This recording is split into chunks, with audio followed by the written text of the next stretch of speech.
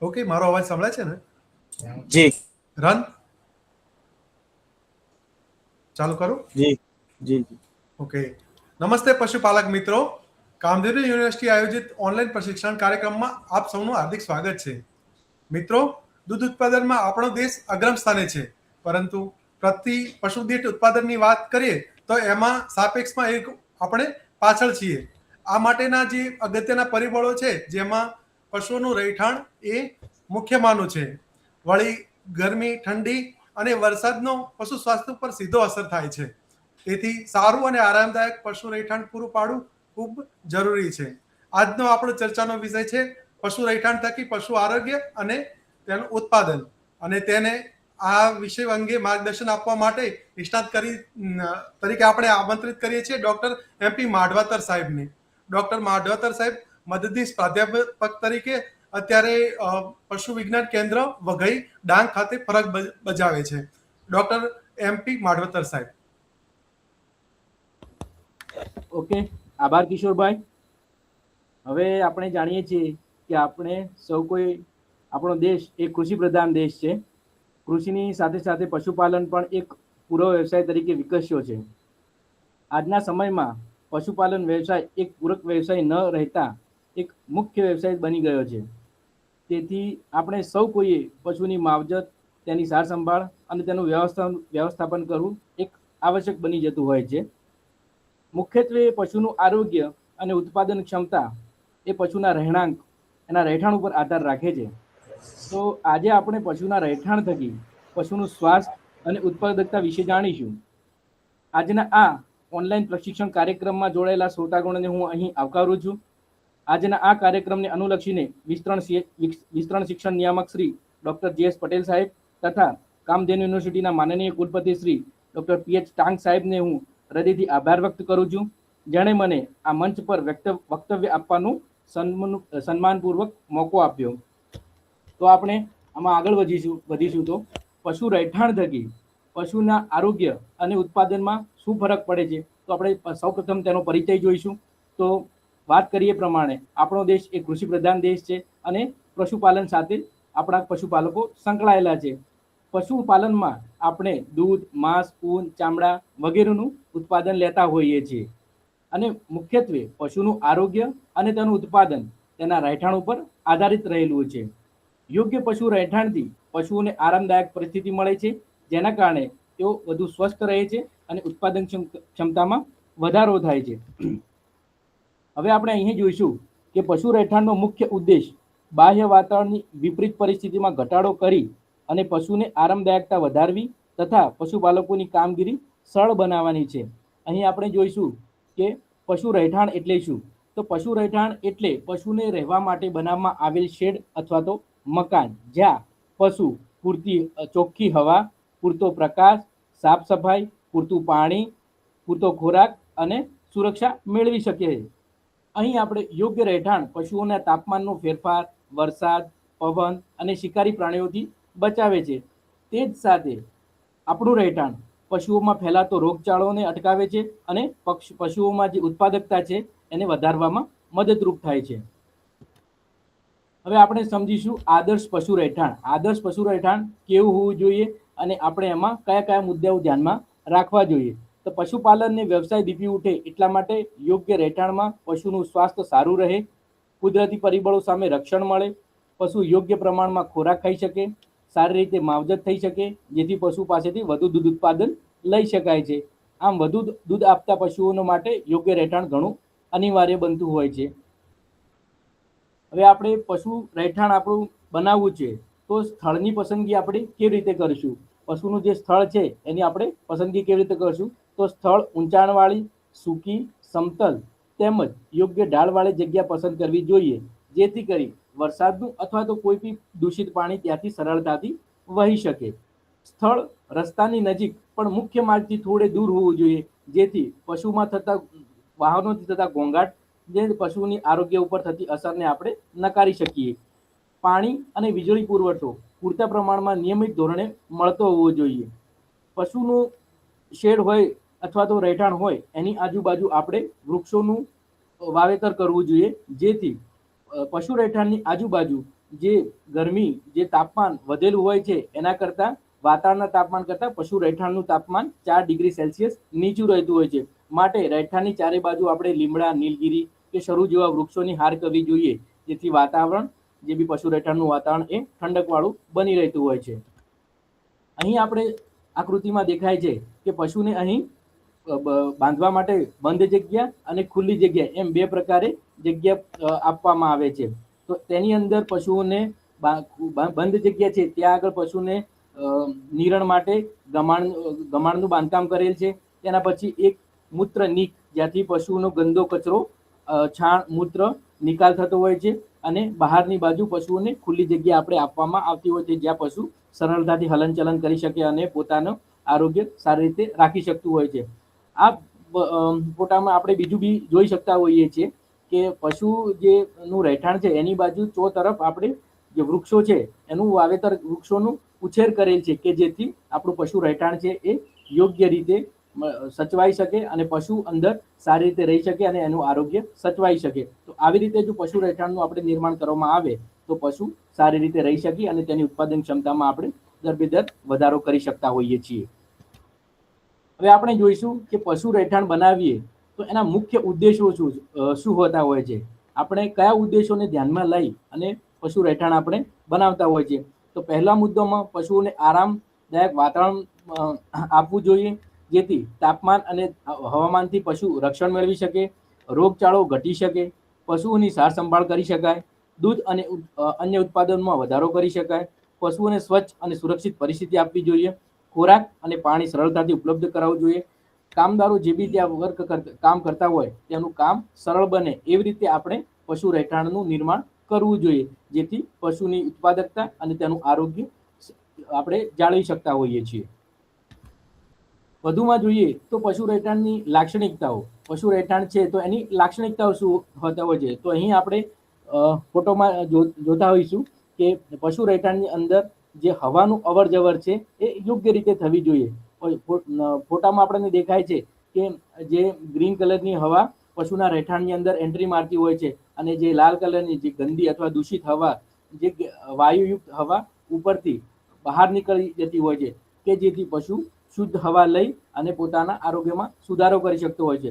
ખરાબ હવાના નિકાલ માટે આપણે બારીઓ અથવા જાળીઓનો ઉપયોગ કરી શકતા હોઈએ છીએ. તો આ એક હવાના યોગ્ય સંચાલનથી પશુ પોતાનું આરોગ્ય સાચવી શકતું હોય છે.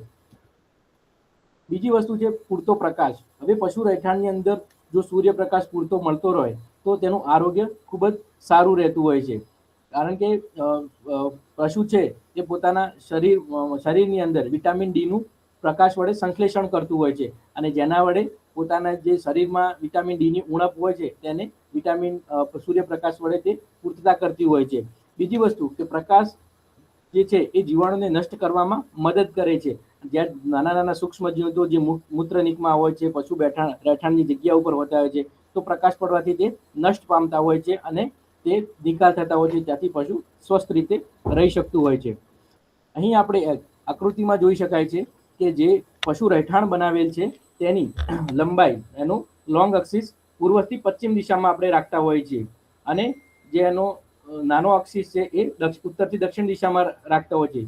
તો પૂર્વથી પશ્ચિમ દિશામાં રાખવાનું કારણ એક જ છે કે ઉનાળાની અંદર જે કોમળ તડકો હોય છે, જે સવાર અને સાંજનો કોમળ તડકો એ પશુ ઉપર પડતો હોય છે અને જે કઠિન મતલબ એકદમ હાર્ડ તીવ્ર તડકો એ શેડ ઉપર પડતો હોય છે, જેથી આપણું પશુ એ તડકાથી બચી શકતું હોય છે. અને સામાન્ય રીતે જે પવનની દિશાઓ હોતી હોય છે એ જનરલી ઉત્તરથી દક્ષિણ દિશામાં હોતી હોય છે, જેથી આપણા પશુઓ સારી રીતે ત્યાં આગળ સચવાઈ રહેતા હોય છે. તે જેથી આપણે પૂર્વથી પશ્ચિમ દિશામાં આપણા જે પશુ રહેઠાણનું રચના કરીએ તો આ પ્રકારની પરિસ્થિતિથી આપણે આગળ આવી શકીએ છીએ અને પશુ આપણું યોગ્ય રીતે ત્યાં આગળ રહી શકતું હોય છે. તો પૂર્વ દિશાથી પશ્ચિમ દિશામાં આપણું રહેઠાણ બનાવવું જોઈએ. હવે બીજી વસ્તુ છે સ્વચ્છતા. પશુના રહેઠાણમાં સ્વચ્છતા એ એક મૂળભૂત વસ્તુ બની જતી હોય છે, જે શેડ સાફ કરવાથી રોગચાળો ઓછો થાય છે. મતલબ જેટલું પશુના રહેઠાણમાં સ્વચ્છતા આપણે રાખીશું તેટલું પશુમાં રોગચાળાનું પ્રમાણ આપણે ઘટાડી શકીશું અને પશુની જે ઉત્પાદકતા છે આપણે વધારી શકશું. અહીં આપણને જોવા મળે છે કે પશુનું જે બી રહેઠાણ છે એ સ્વચ્છ રાખવામાં આવે છે અને તેનો જે લાંબા છેડાઓ છે એ ઈસ્ટ ટુ વેસ્ટ મતલબ પૂર્વથી પશ્ચિમ દિશામાં તેનું બનાવવામાં આવે છે અને પૂરતો સૂર્યપ્રકાશ આપણા શેડની અંદર, આપણા રહેઠાણની અંદર પડતો હોય છે. પછી જોઈશું કે આપણે પાણીની સુવિધા. પશુઓને પોતાની દૈનિક ક્રિયાઓ કરવા માટે પાણીની રોજબરોજની જરૂરિયાત પડતી હોય છે.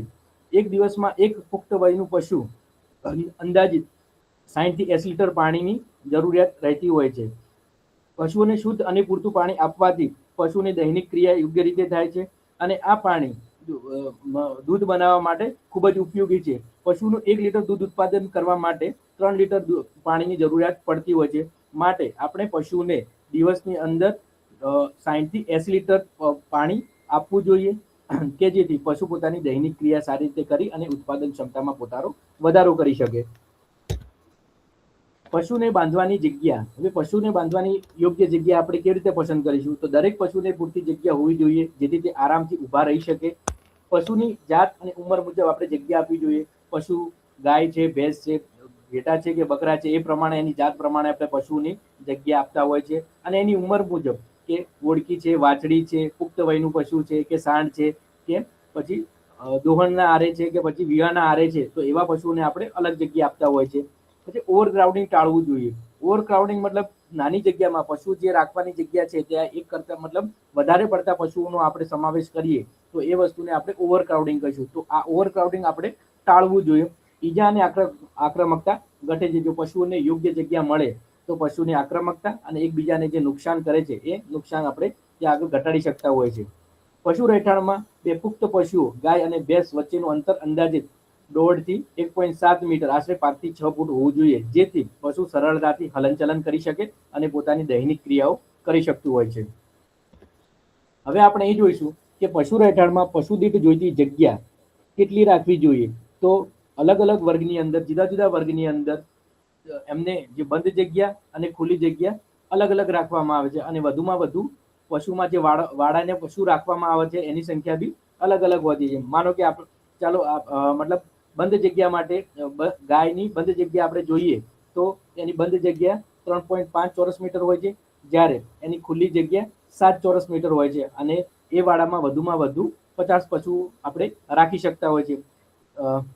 એવી રીતે ભેંસની અંદર આપણે બંધ જગ્યા 4 ચોરસ મીટર, ખુલ્લી જગ્યા 8 ચોરસ મીટર અને વધુમાં વધુ આપણે 50 પશુઓ ત્યાં આગળ રાખી શકતા હોય છે. વોડકીઓ જે 1 થી 3 વર્ષની હોય એમના માટે આપણે 2 ચોરસ મીટર, ખુલ્લી જગ્યા 4 ચોરસ મીટર અને વધુમાં વધુ 3 વોડકીઓ આપણે ત્યાં આગળ એક જ શેડની અંદર રાખી શકતા હોય છે.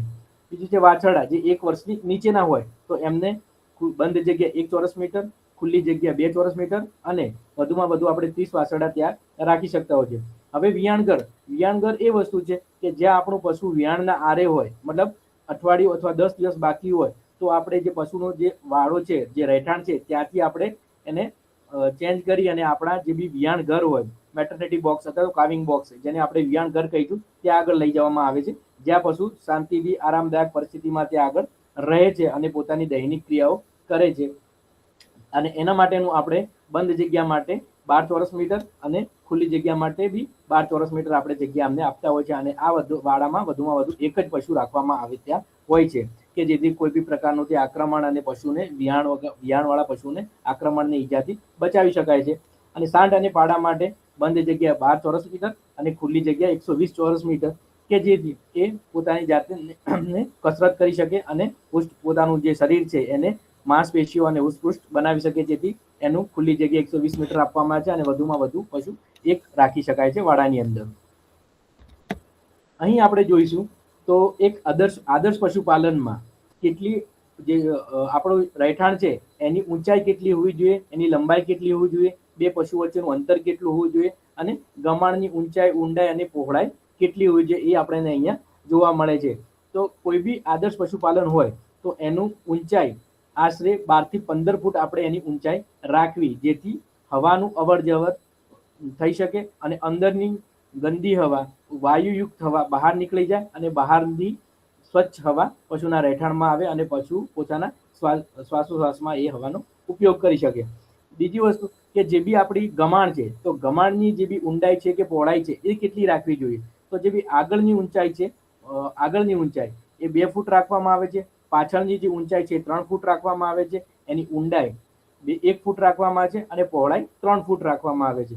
પાછળની દિવાલની ઊંચાઈ એ માટે થોડી વધારે રાખવામાં આવે છે કે પશુ જ્યારે ખોરાક ગ્રહણ કરે છે પોતાની જીભ વડે, ત્યારે એ ખોરાકનું વ્યય ન થાય, વ્યય અટકાવવા માટે જે પાછળની દિવાલ છે એ થોડી વધારે મોટી રાખવામાં આવે છે આગળની દિવાલની સાપેક્ષમાં. પશુ જ્યાં ઊભું હોય ત્યાં બે પશુ વચ્ચેનું અંતર આપણે 1.5 થી 2 મીટર વચ્ચેનું અંતર આપણે રાખવું જોઈએ. અને પશુની જે બી છેડાનો ભાગ છે ત્યાં આગળ થોડી હાઈટ આપણે ઓછી રાખીશું કે જેથી વરસાદનું સીધું પાણી બહાર આવી શકે અને બહારથી એનો નિકાલ થઈ શકે. બીજી વસ્તુ કે જે પશુનું મૂત્ર અથવા તો જે બી છાણ છે એને આપણે યોગ્ય નિકાલ માટે એક મૂત્ર નીકનું નિર્માણ કરીશું, જેથી પશુનું મૂત્ર છે એ સહેલાઈથી એ નીકની અંદર આવી શકે અને આપણે એનો બહારથી નિકાલ કરી શકીએ. તો આ પ્રકારે આપણે જો પશુનું રહેઠાણ સ્થાપવાનું થશે કરવામાં આવે તો એક આદર્શ પશુ રહેઠાણ આપણે કહેતા હોઈએ છીએ એને. તાપમાન નિયંત્રણ.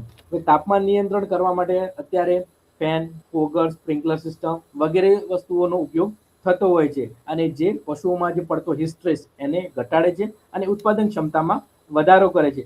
અહીં આપણે આકૃતિમાં જોઈશું કે પશુ જે પોતાના રહેઠાણમાં ઊભું છે તેની આજુબાજુ ફોગર, મિસ્ટર, ઠંડક માટેના પેડ, વાતાનુકૂલિત પંખા અને આજુબાજુ પડદા લગાવેલા છે, જેથી બહારની ગરમી પશુઓના શરીર ઉપર ન થાય અને પોતાનું આરોગ્ય જાળવી શકે અને તેની ઉત્પાદકતા છે એ એની અંદર કોઈ અસર ન થાય અને પોતાની ઉત્પાદકતા જાળવી રહેતી હોય છે. તો આ પ્રકારનું જો આપણે રહેઠાણ બનાવવામાં આવે તો પશુ પોતાની ઉત્પાદકતા જાળવી રાખે છે.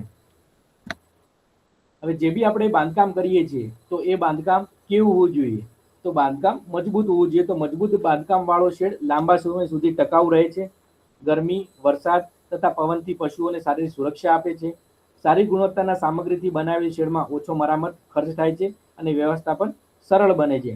આવો શેડ પશુઓને આરામદાયક વાતાવરણ આપીને તેમની ઉત્પાદન ક્ષમતા વધારવામાં મદદરૂપ બને છે. તો આ પ્રકારે જો શેડ બનાવવામાં આવે તો એ લાંબા સમય સુધી ચાલે છે અને એમાં જે ઘસારા ખર્ચ પડતો હોય છે એ ઘસારા ખર્ચ ઓછો રહે છે અને પશુ તે આરામદાયક પરિસ્થિતિમાં ત્યાં આગળ રહી શકતું હોય છે અને પોતાની ઉત્પાદન ક્ષમતા જાળવી રાખે છે. હવે પશુ રહેઠાણના મુખ્ય પ્રકારો. પશુ રહેઠાણ મુખ્ય બે પ્રકારના હોય છે. એક બંધ પશુ રહેઠાણ, જેને આપણે ક્લોઝ હાઉસિંગ અથવા તો પરંપરાગત અથવા તો ટ્રેડિશનલ હાઉસિંગ સિસ્ટમ કહેતા હોય છે. તો આ પદ્ધતિમાં પશુઓને શેડમાં બાંધી રાખવામાં આવે છે. રાત દિવસ પશુને શેડની અંદર બાંધી જ રાખવામાં આવે છે. તો આ પદ્ધતિથી આ પદ્ધતિના લાભ આપણે જોઈશું તો પશુ પર નિયંત્રણ સરળ બને છે. પશુ એક જ જગ્યાએ ઊભું રહેતું હોવાથી આપણે તેનું એક નિયંત્રણ એક જ જગ્યાએ કરી શકીએ છીએ. ખોરાક આપવામાં સરળતા રહે છે કારણ કે પશુ આપણું એક જ જગ્યાએ ઊભું રહેતું હોય છે. દૂધ દોહન સરળ બને છે. એક જ જગ્યાએ પશુ રહેવાથી આપણું દૂધ એક જ જગ્યાએ લઈ અને ત્યાંથી આપણે નિકાલ કરી શકીએ છીએ દૂધનો. તો આ એના લાભ હતા. હવે આપણે આના ગેરલાભમાં જોઈશું તો ખર્ચ વધારે થાય છે. હવે પશુ એક જ જગ્યાએ ઊભું રહેતું હોય તો એનો જે બી બાંધકામનો ખર્ચો છે એ વધારે હોતો હોય છે, તો જેથી ખર્ચ વધારે આવે છે અને પશુઓને હલનચલનની ઓછી તક મળતી હોવાથી પશુઓમાં જે ખુરાના રોગો અથવા તો જે પગના સોજાના રોગો એ થોડા વધી જતા હોય છે. તો હલનચલનના લીધે પશુમાં કસરત ઓછી કરવાના લીધે ઘૂંટણમાં સોજા, લેમનેસ જેવી બીમારીઓ આપણે જોવા મળતી હોય છે. જેથી આ ગેરલાભ અને લાભ આપણે બંધ પશુ રહેઠાણના જોયા. હવે પછી બીજો પ્રકાર છે એનો ખુલ્લું રહેઠાણ, લૂઝ હાઉસિંગ સિસ્ટમ. આ પદ્ધતિમાં પશુઓને ખુલ્લી જગ્યા અને શેડ બંને ઉપલબ્ધ હોય છે. આ પદ્ધતિમાં જ્યારે પશુ દુહાણ સમય અને એને નિરણ અથવા તો ખોરાક આપવામાં આવે ત્યારે તે બાંધવામાં આવે છે. બાકી આખો દિવસ પશુ શેડની અંદર ફરતું રહે છે. તેના લાભમાં આપણે જોઈએ તો પશુને વધુ આરામ મળે છે, રોગ ઓછા થાય છે, ખર્ચ ઓછો થાય છે. ગેરલાભમાં જોઈએ તો જમીન વધારે જોઈએ છે, નિયંત્રણ થોડું મુશ્કેલ બનતું હોય છે. તો આ ખુલ્લા રહેઠાણથી લાભ અને ગેરલાભ બંને પરિસ્થિતિ થતી હોય છે. અને ખુલ્લા રહેઠાણની અંદર જે બી આપણો કન્સ્ટ્રક્શન કોસ્ટ આપણે જે બી પૈસા અંદર રોકીએ છીએ એ થોડું ઓછું રહેતું હોય છે અને ભવિષ્યમાં જો એને વધારવું હોય તો એ આપણા માટે સરળ રહેતું હોય છે. એ ખુલ્લા રહેઠાણની અંદર પશુઓમાં વધારે પડતું સ્વતંત્રતા જોવા મળે છે અને ઉત્પાદન અને આરોગ્ય સારી રીતે જોવા મળતું હોય છે. તો ખુલ્લું રહેઠાણ એ પશુના આરોગ્ય અને ઉત્પાદન માટે સારી વસ્તુ છે. પશુ રહેઠાણની યોગ્ય સ્થાનની પસંદગી. આપણે આગળ બી જોયું કે જે સ્થાન છે એ કેવું રાખવું જોઈએ. તો જમીન થોડી ઊંચી હોવી જોઈએ કે જેથી વરસાદનું પાણી ત્યાં ના ભરાય. સારા નિકાસની વ્યવસ્થા હોવી જોઈએ. આપણે કોઈ બી ફાર્મની અથવા તો રહેઠાણની ડેરી પ્રોડક્ટ હોય તો એને આવક અથવા જાવક નિકાસ આપણે ઇઝીલી ત્યાંથી કરી શકીએ.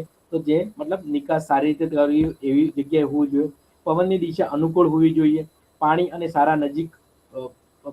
ચારા નજીક ઉપલબ્ધ હોવા જોઈએ કે જેથી આપણું પશુ સંપૂર્ણપણે પાણી મેળવી શકે અને ચારાનું નિરણ કરી શકે કે અને પોતાની જે બી આરોગ્ય છે અથવા તો ઉત્પાદકતા છે જાળવી શકતું હોય છે. પશુ રહેઠાણની રચના.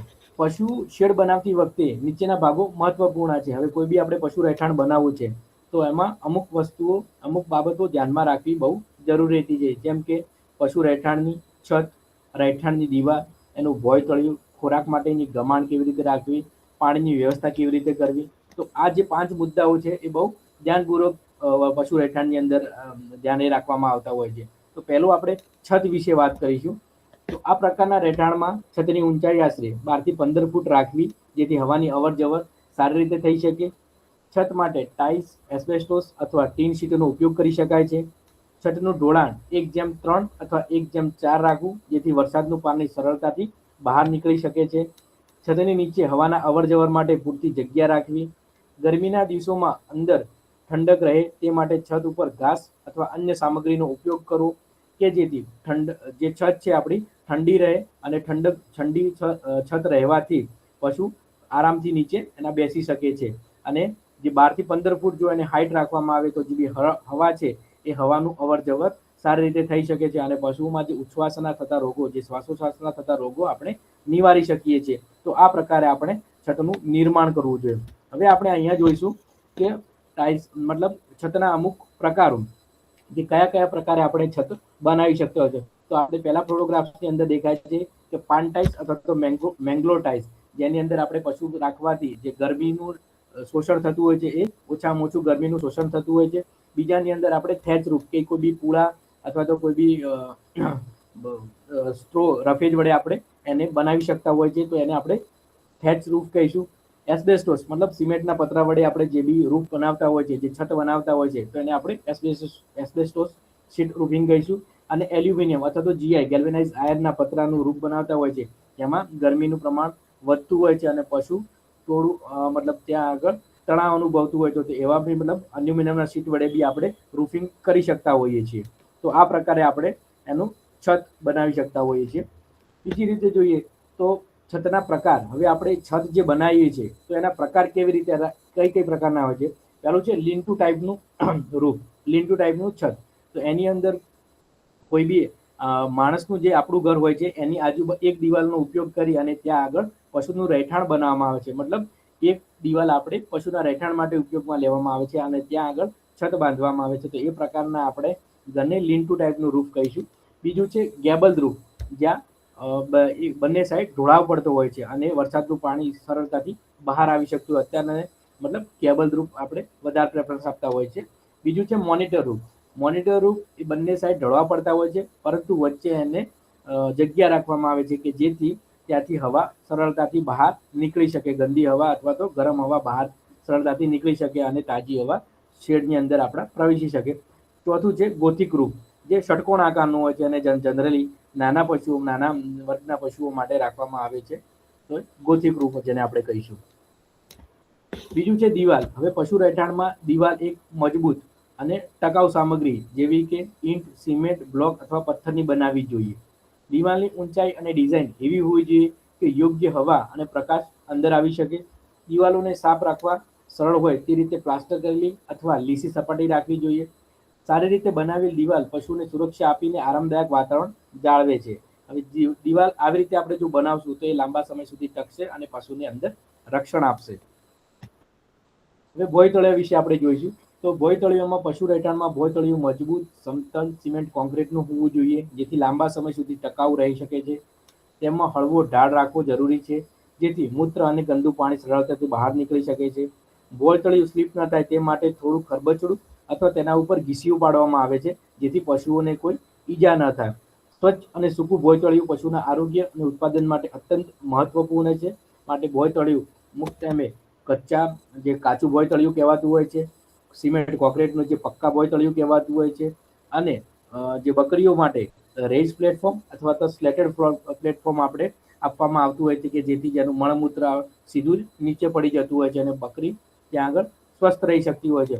અને બીજું કે બ્રિક્સ ફ્લોર અથવા તો બ્રિક પેવિંગ, જ્યાં ઈટાળીઓ ગોઠવવા મતલબ ઈંટ ગોઠવવામાં આવે છે અને વચ્ચે માટી પૂરવામાં આવે છે, જેથી ખરબચડું અને સાથે સાથે એને પશુને બી રક્ષણ મળે છે. અને જે બી પગના જે બી રોગો થતા હોય છે, લેમનેસ અથવા લંગડાપણું, તો ત્યાં આગળ આપણે તેનું નિવારણ કરી શકીએ. તો આ પ્રકારના આપણે પશુઓને ભોયતળિયા આપવાનું પશુ રહેઠાણમાં ભલામણ કરીશું.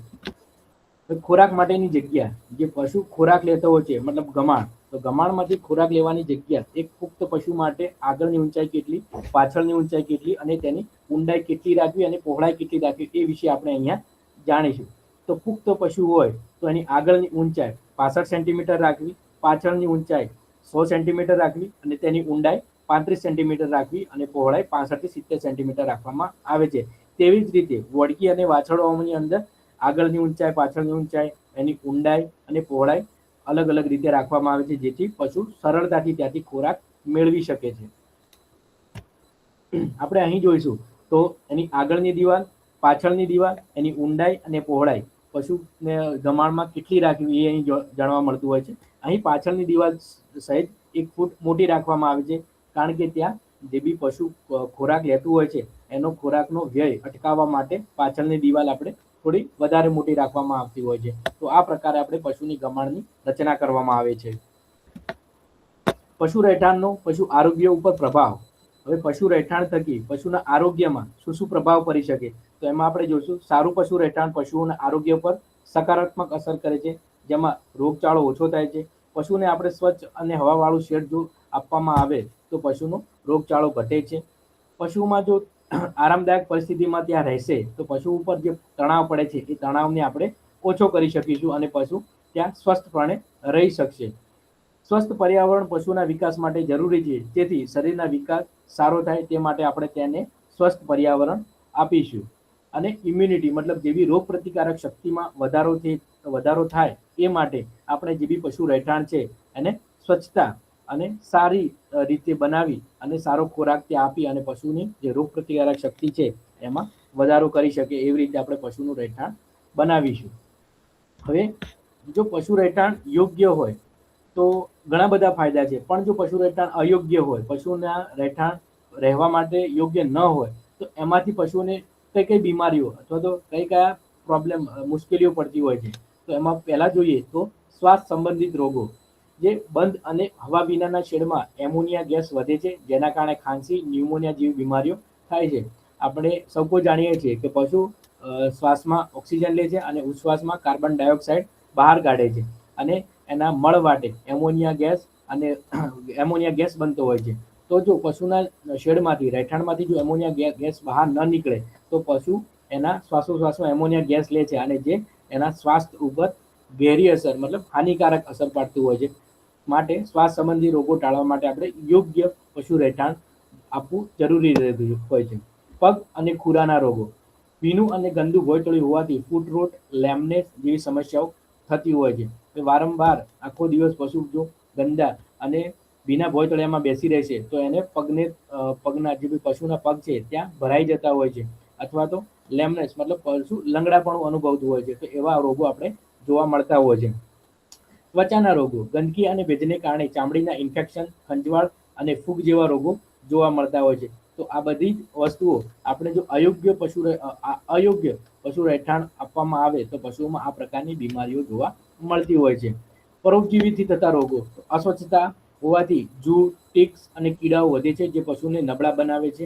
મસ્ટાઇટિસ આપણે સૌ કોઈ જાણીએ છીએ કે મસ્ટાઇટિસને કરવા માટે ઘણા બધા એજન્ટો જવાબદાર છે, પોઝિટિવ એજન્ટ જવાબદાર છે, જે ગંદી અને ભીની જગ્યા પર બેસવાથી ગાય ભેંસમાં થડમાં ઇન્ફેક્શન થાય છે. તો એના નિવારણ માટે આપણે શું કરવું કે પશુને યોગ્ય પશુ રહેઠાણ આપવું, પશુને આખો દિવસ પાકું ભોયતળિયું ના આપતા પશુને દિવસની અંદર 1 થી 2 કલાક કાચું ભોયતળિયું આપવું. અને બીજી વસ્તુ એ ધ્યાનમાં રાખવી કે મસ્ટાઇટિસ માટે આપણે જે બી પશુને દૂધ દોહન કર્યા બાદ તરત જ બેસી દેવા જોઈએ નહીં. એના માટે આપણે પશુને સૂકો અથવા તો લીલો ચારો આપવો, જેથી 15 થી 20 મિનિટ પશુ ઊભું રહે અને જે આંચળની છિદ્ર છે એ કમ્પ્લીટલી બંધ થઈ જાય. અને આંચળનું છિદ્ર બંધ થઈ જશે અને પછી પશુ બેસશે તો એને કોઈ પણ પ્રકારના જીવાણુ આંચળમાં થી થડમાં જતા અટકશે તો મસ્ટાઇટિસ માટે આપણે યોગ્ય પશુ રહેઠાણ અને આ પ્રકારે તકેદારી રાખવી જોઈએ.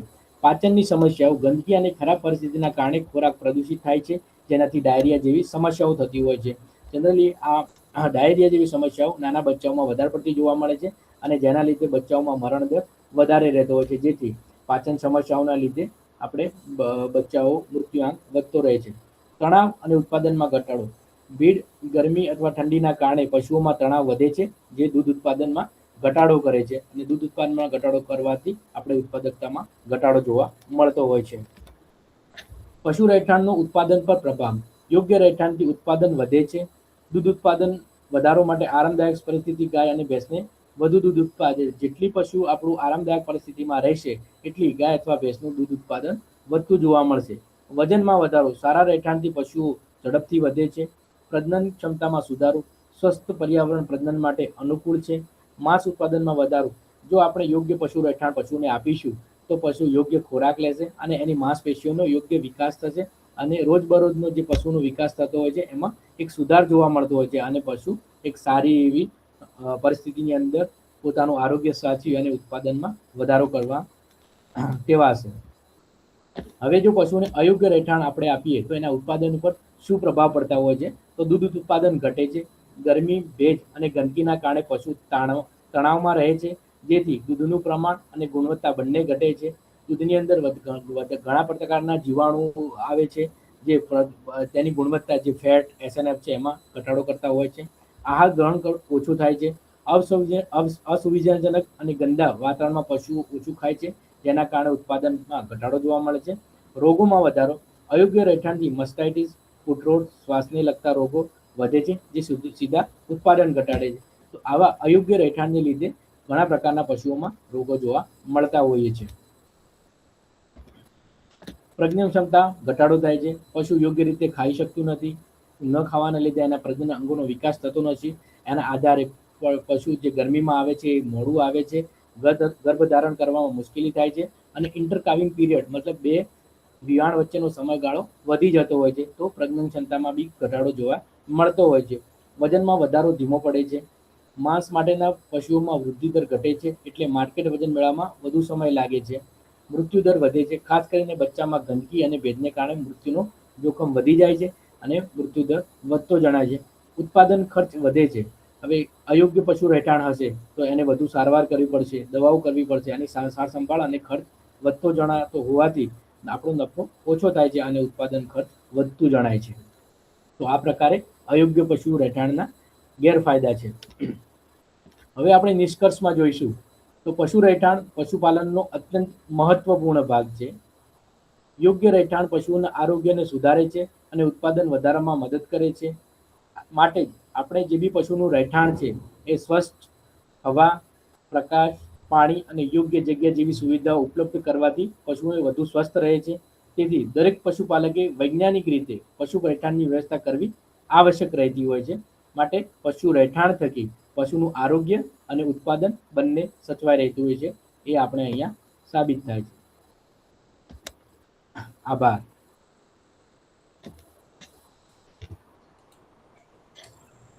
ખૂબ ખૂબ ધન્યવાદ ડૉક્ટર સાહેબ. આપણને પશુ રહેઠાણ થકી જે કંઈ અગત્યના લાભો છે એની વિશે વિસ્તૃત માહિતી આપવા બદલ હું ડૉક્ટર MP માઢવતર સાહેબનો વિસ્તરણ શિક્ષણ નિયામક કચેરી તરફથી હું આભાર વ્યક્ત કરું છું. પશુપાલક મિત્રો, જ્યારે પણ આપણે ફેસબુક કે યુટ્યુબ પર આ પ્રકારના કાર્યક્રમ જોઈએ અને એ વખતે આપણને કોઈ પણ પ્રશ્ન થાય તો આપ આ પ્રકારના પ્રશ્નોને અમને ટપાલ દ્વારા કે પછી ટેલિફોન કે ઈમેલથી પણ અમારી કચેરી વિસ્તરણ શિક્ષણ નિયામક શ્રીની ગાંધીની યુનિવર્સિટી કર્મયોગી ભવન સેક્ટર 10 ગાંધીનગર તરફ મોકલી આપશો અને અમે ચોક્કસથી આપના આવા પ્રશ્નોનું નિરાકરણ આપીને સચોટ જવાબ આપીશું. આપનો આભાર. Thank you.